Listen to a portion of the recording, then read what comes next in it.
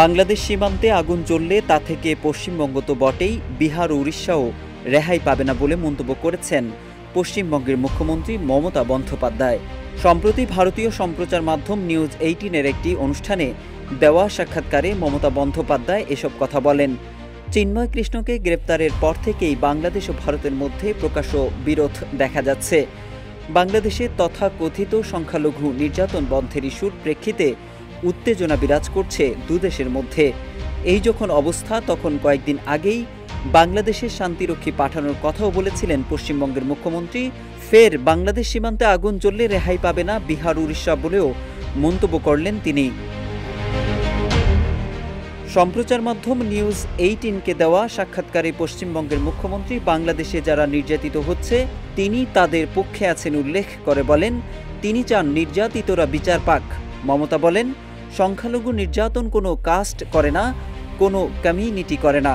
সরকার যখন দুর্বল হয়ে যায় তখন এক শ্রেণীর মাফিয়া সুযোগটা পেয়ে যায়।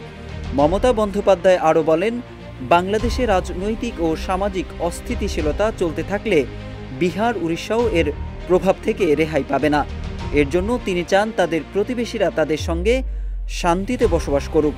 Double million offer Walton fridge কিনে পেতে পারেন 20 লক্ষ টাকা, রয়েছে কোটি কোটি টাকার নিশ্চিত উপহার। পশ্চিমবঙ্গের মুখ্যমন্ত্রী বলেন, পশ্চিমবঙ্গ ও বাংলাদেশের মধ্যে ভৌগোলিক সীমারেখা আছে, কিন্তু হৃদয়ের কোনো সীমারেখা নেই।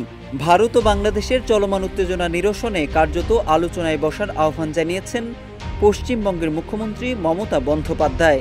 বাংলাদেশের বর্তমান রাজনৈতিক পরিস্থিতির দিকে ইঙ্গিত করে মমতা বলেন, মাছন্যায় কথাটা আমরা পড়েছি, যখন বড় মাছ ছোট মাছকে গিলে খায়। এরকম অবস্থা হয়ে গেছে বাংলাদেশে, একটা নেতৃত্বহীন পরিস্থিতির মতো হয়ে গেছে। বাংলাদেশে শান্তিরক্ষী মোতায়েনের জন্য ভারতের কেন্দ্রীয় সরকারের কাছে যে অনুরোধ জানিয়েছিলেন তার কারণ ব্যাখ্যায় নিউজ 18 বাংলাকে মমতা বলেন, ভারত বাংলাদেশের সমস্যা নিজেরা বসে দেখে নিন, কিন্তু নেগোসিয়েশন বন্ধ করে দেওয়া ঠিক হবে না। মমতা বলেন, যখনই কোনো দেশে কোনো অস্থিরতা হয় বা শান্তি বিঘ্নিত হয় তখন জাতিসংঘের নিজস্ব একটা শান্তিরক্ষী বাহিনী থাকে। শ্রীলঙ্কাতেও যখন গণ্ডগোল হয়েছিল তখন শান্তিরক্ষী বাহিনী এসেছে।